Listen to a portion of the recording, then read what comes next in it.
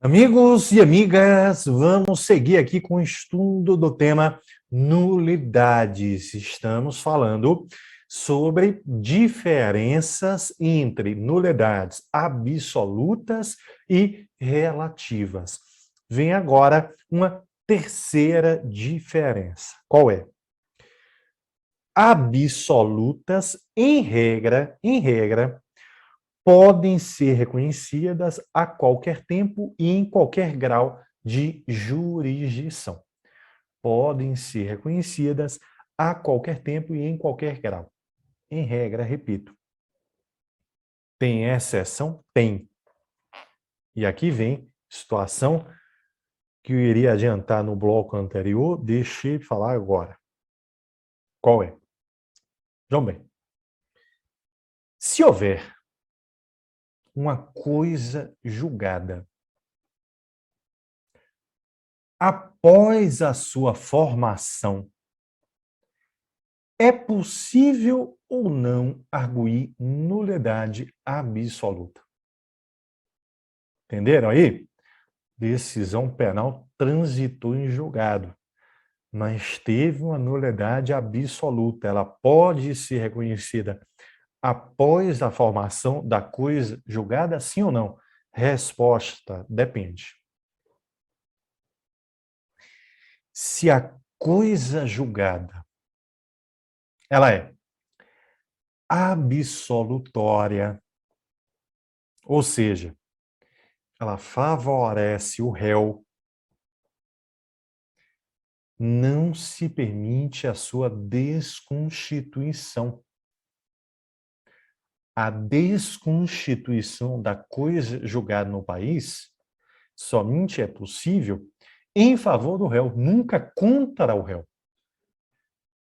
Então, aqui não é possível desconstituir a coisa julgada. Portanto, não é possível reconhecer, após a formação da coisa julgada absolutória, nenhuma nulidade, mesmo se ela for absoluta. E aí, em tese, iria beneficiar a acusação.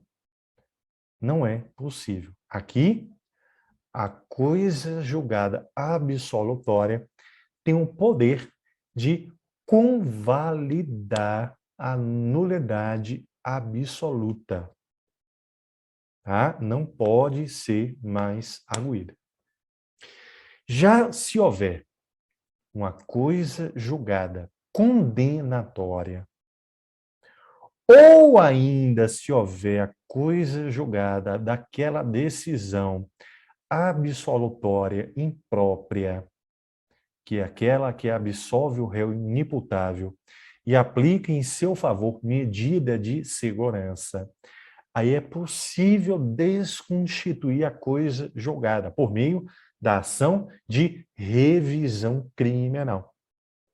Logo, será possível arguir nulidade absoluta, desde que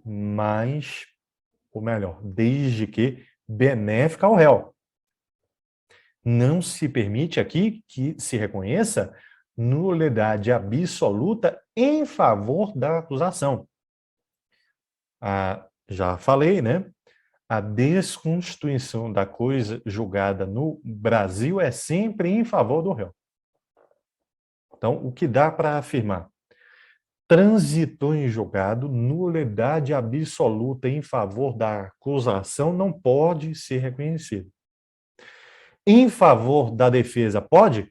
Se houver coisa julgada condenatória ou absolutória imprópria.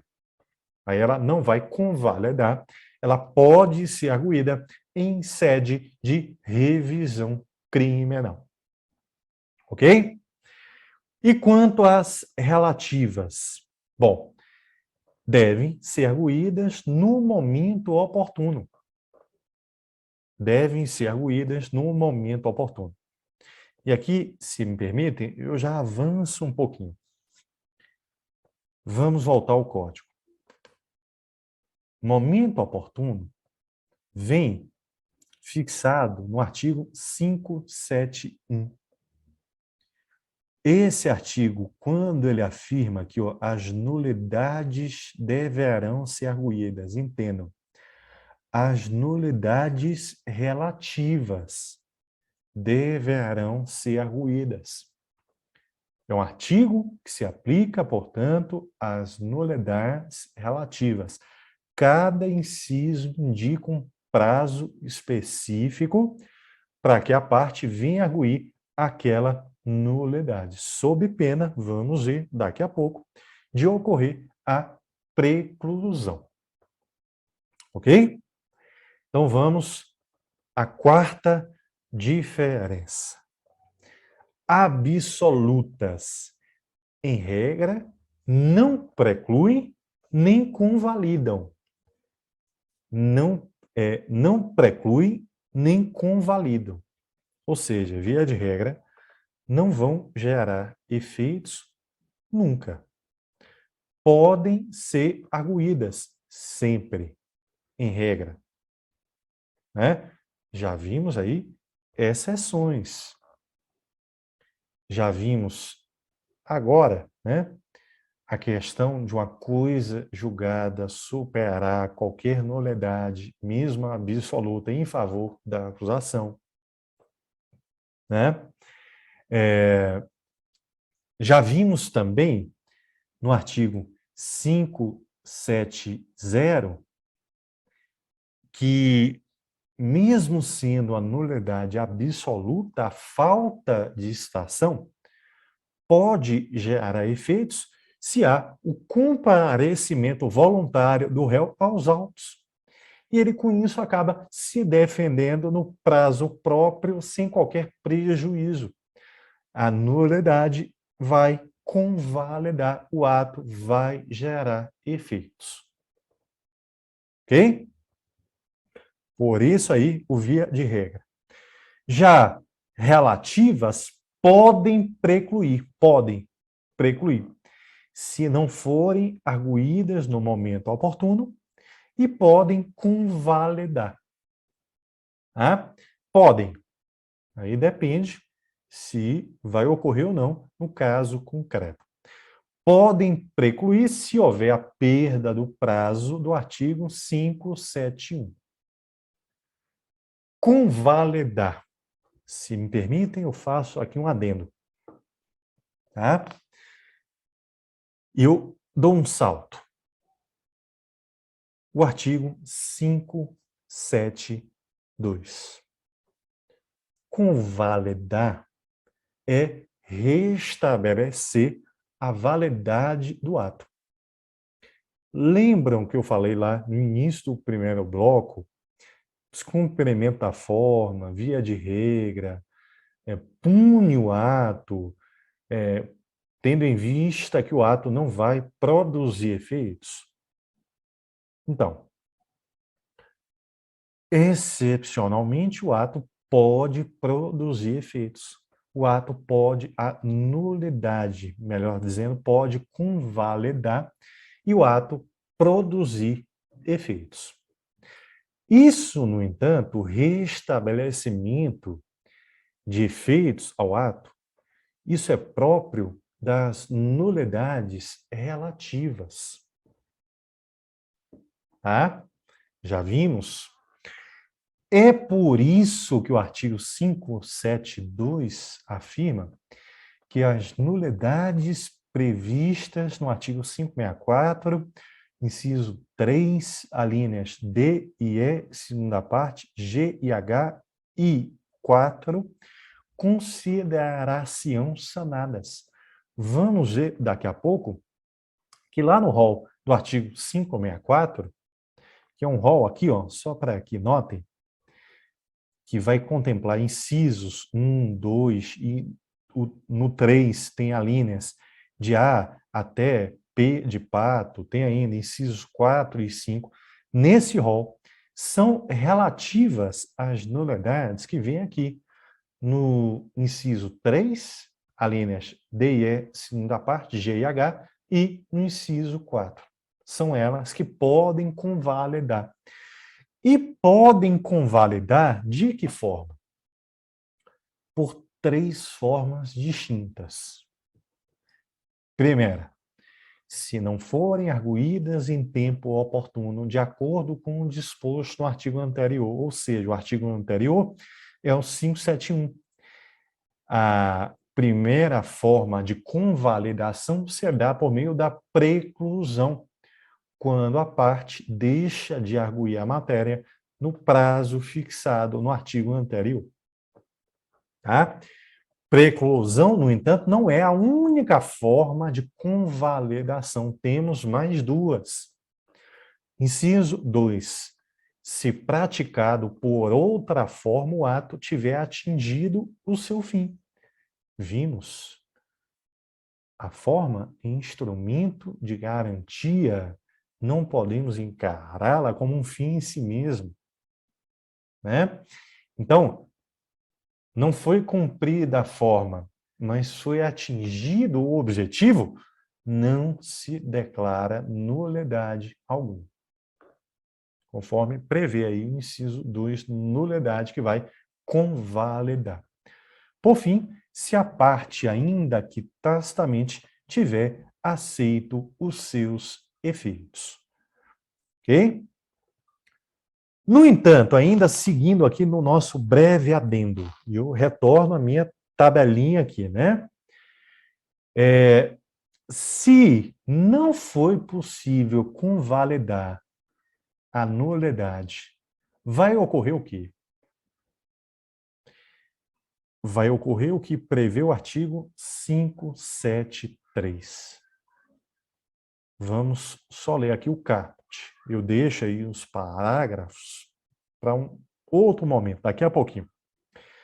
O caput prevê os atos cuja nulidade não tiver sido sanada, na forma dos artigos anteriores, serão renovados ou retificados.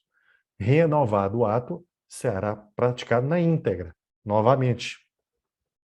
Ou retificado, só a parte viciada é que vai ser praticada novamente. Para que então o ato possa produzir efeitos. Ok? Aí já adiantamos uma parte bem importante aqui da matéria. Mas eu volto à nossa tabelinha. Eu vinha falando sobre precluir, não precluir, convalidar, enfim. Vamos a uma penúltima diferença, vejam bem, conforme entendimento da doutrina. Já adianto, o STF não aceita essa diferença. Para o STF vai existir aqui mais um ponto em comum. Então, vamos ver o que é? Para a doutrina, as nulidades absolutas independem da demonstração do prejuízo. Doutrina afirma que o prejuízo pelo descumprimento de uma norma constitucional é presumido, é íncito. A parte não tem que demonstrar prejuízo algum, tem que demonstrar somente que a norma constitucional foi descumprida. Há uma presunção, portanto, absoluta.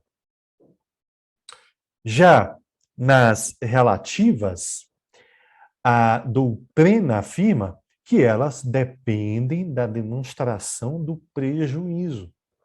Sim, porque o descumprimento é de uma norma infraconstitucional. A princípio existe o prejuízo, mas se permite prova em sentido contrário.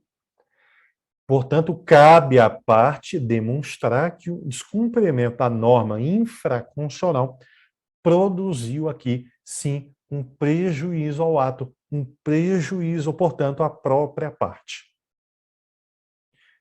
STF, no entanto, não aceita essa distinção, porque afirma que tanto as absolutas quanto as relativas demandam a demonstração do prejuízo.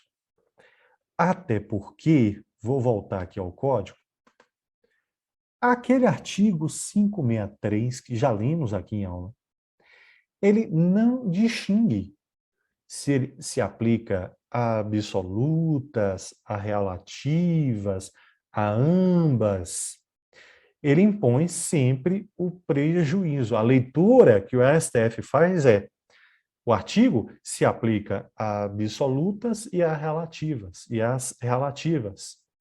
A parte tem que demonstrar, sim, o prejuízo. Ok? Para concluir aqui o nosso ponto, essa nossa distinção, na tabelinha, né, e estamos comparando absolutas com relativas, eu queria destacar o seguinte, vejam bem, existem, já aponto qual é, mas só introdução aqui, para quem entenda. Existem nulidades típicas e nulidades atípicas. Típicas, obviamente, são aquelas previstas em lei. Atípicas não têm previsão legal expressa, mas podem ser reconhecidas. Sim. E aqui é muito comum uma nulidade atípica ser reconhecida por um tribunal superior, STJ ou STF. Isso vem muito em informativos desses tribunais. Então, é mais um motivo para que fiquem atentos, fiquem atentas à leitura de informativos, tá bom? Mas o que eu queria destacar é que as típicas são aquelas definidas em lei. Normalmente, estão definidas no artigo 564. 564 é um rol taxativo? Não. Existe nulidade até atípica, mas, repito, normalmente, nulidade, quando vem definida em lei, vem aqui no 564. Nesse artigo, são reconhecidas nulidades absolutas e nulidades relativas. Já vimos, pelo teor do artigo 572, que relativas são aquelas, e aí é que vem a diferença aqui na tabela, relativas são aquelas definidas no 564, inciso 3, alíneas D e E, segunda parte, G e H, e inciso 4. Absolutas estão nos demais incisos e alíneas. Então, só para quem estiver aí anotando, absolutas no 564 vem nos incisos 1, 2, 3, e aí no 3, alíneas A, B de bola, C, E, primeira parte, F, aí vem sequência, I, J, K, L, M, N, O, P. Inciso 5 e parágrafo único. Destaco aqui em aula o teor do inciso 5, porque foi inserido no CPP a partir do pacote anticrime. Nulidade em decorrência de decisão carente de fundamentação, a chamada decisão vazia. Tá? É causa de nulidade absoluta. Bom, já caminhando aqui para o final, né, do bloco, da aula, eu queria destacar os princípios que regem as nulidades. E aí, basicamente, o estudo aqui será de apontar o artigo e destacar o princípio que se encontra ali no artigo. Bom? Então, vamos ver princípios regentes das nulidades. Primeiro, está no 563. Já lemos. Ele reconhece o princípio do prejuízo. Prejuízo. Não há nulidades sem prejuízo à parte. E daí, então, se fala na expressão em francês muito conhecida, né? Pas de nullité sans griffe. Pas de nullité sans griffe. Não há nulidade sem prejuízo. Bom? E aí, isso também envolve o chamado princípio da instrumentalidade das formas. Já vimos? A forma é um instrumento de garantia. Se for descumprida, em regra, há uma nulidade. Mas se mesmo assim um ato atingir o seu objetivo, não se reconhece qualquer nulidade por ausência de prejuízo. É um desdobramento do artigo 563, que, conforme já vimos, vem aqui também no artigo 572, inciso 2 do Código. Ok? Bom, segundo princípio regente, vem no 565. Está aqui, vamos destacá-lo. 565. E aí eu vou falar em duas partes do artigo. Primeira parte reconhece o princípio de que não há nulidade provocada pela parte. Não há nulidade provocada pela parte. Está aqui, ó. Nenhuma das partes poderá arguir nulidade a que haja dado causa, ou para que tenha concorrido. Exemplo marcante, vem lá no júri, existem matérias que as partes não podem arguir em plenário do júri. Exemplo, pronúncia, silêncio do réu, uso de algemas em plenário, enfim. Tá? Sob pena de nulidade. Agora, a parte que se referiu à matéria não pode arguir em seu favor aquela nulidade a que a própria parte deu causa. Tá? Isso é vedado por lei. É o teor do artigo 478. Matérias que não podem ser arguídas em plenário do júri sob pena de nulidade. E um terceiro princípio se extrai da parte final do artigo. Então, nenhuma das partes poderá arguir nulidade referente à formalidade cuja observância só a parte contrária interesse. Digamos, um exemplo.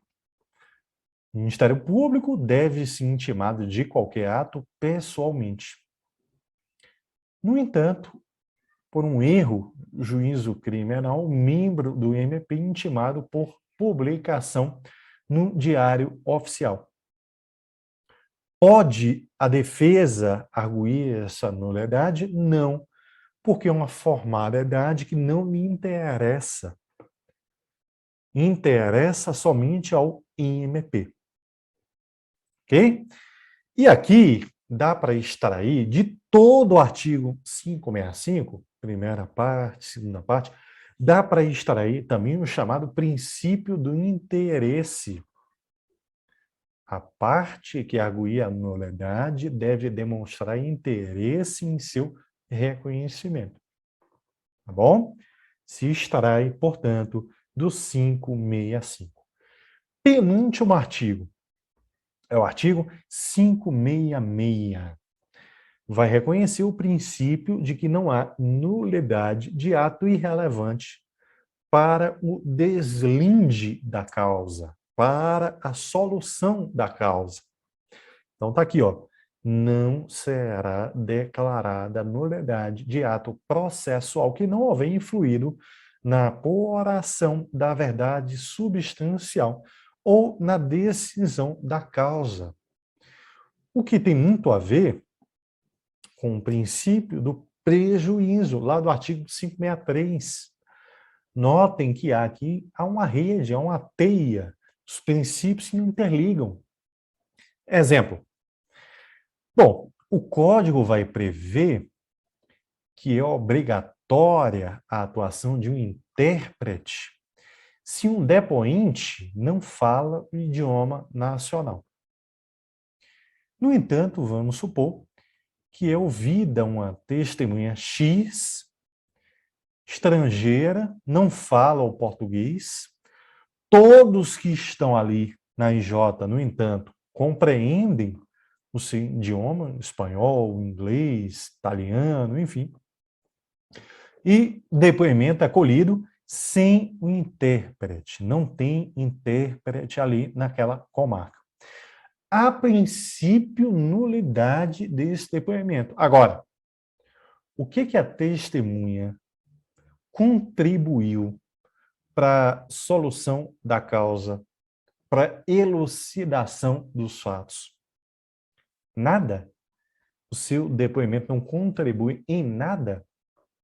Não sabe dos fatos, não conhece o réu, a vítima, enfim, não se reconhece qualquer nulidade. Repito, decorre também lá da ausência de prejuízo. Ok?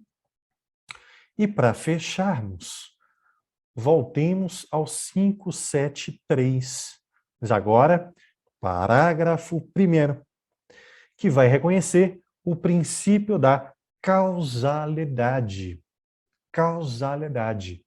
A nulidade de um ato, uma vez declarada, causará a dos atos que dele diretamente dependam ou sejam consequências. Então, houve um ato nulo anterior. Os atos posteriores a esse ato são nulos também? Depende. Há nexo causal entre eles ou não? Se houver o nexo causal, sim. Causalidade, o ato posterior é nulo. Se não houver qualquer nexo causal, o ato posterior a um ato nulo é um ato válido. É fácil apontar isso na prática? Nem sempre. Por isso, o parágrafo 2º afirma que o juiz que pronunciar a nulidade declarará os atos a que ela se estende. O juiz tem que apontar, olha, reconheço nulidade do ato X e ele contamina o quê? Os atos A, B e C. Tá? Só para que não fique aqui nenhum artigo sem comentarmos, encerramos aqui os tópicos, mas só um complemento, que eu não falei, dos artigos 567 a 569. 567, a incompetência do juízo anula somente os atos decisórios, devendo o processo, quando for declarada a nulidade, ser remetido ao juiz competente. E aí eu destaco o seguinte, há entendimento atual do STF que quando é reconhecida a incompetência do juízo, a consequência imediata é de remessa dos autos ao juízo competente. Chegando lá, o juízo competente é que vai afirmar o que é nulo e o que pode ser aproveitado. Então, cuidado para a prova, existe o teor aí do artigo 567, mas entendimento atual do STF é pelo fenômeno, olha o termo, da translatio iudice. Translatio iudice. Em português, reassunção do processo e remessa dos autos ao juízo competente, que quando então recebe o feito, aponta o que ainda pode produzir efeitos e o que não pode produzir efeitos. Tá bom? 568, a nulidade por ilegitimidade do representante da parte poderá ser a todo tempo sanada mediante ratificação dos atos processuais. E isso por quê? Porque há nulidade relativa. Percebam, a ilegitimidade do representante da parte causa nulidade relativa. Mas a ilegitimidade da parte causa nulidade absoluta. Então, digamos, o Ministério Público denunciou agente que não está de nenhum modo envolvido no fato. Nulidade absoluta da peça. Agora, MP denuncia o correto autor do fato. Ele é citado para se defender. Ele constitui defensor. Mas existe um defeito nessa constituição do defensor. Pode ser sanada, pode ser suprida a todo tempo. Né? Basta, então, aqui, digamos, uma retificação da procuração. E 569 afirma que as omissões da denúncia ou queixa da representação, e aí essa parte revogada, poderão ser supridas a todo tempo antes da sentença final. Isso se dá por meio do aditamento. Aditamento aqui a peça acusatória. Tá? É um dos artigos que fundamenta o aditamento à peça acusatória. Com isso, vimos aí todo o regramento legal, esgotamos e encerramos o estudo do tema nulidades. Vamos ficando por aqui. Voltaremos aqui no curso com estudo de outros temas de processo penal. Um grande abraço a todos, bons estudos e até o nosso próximo encontro.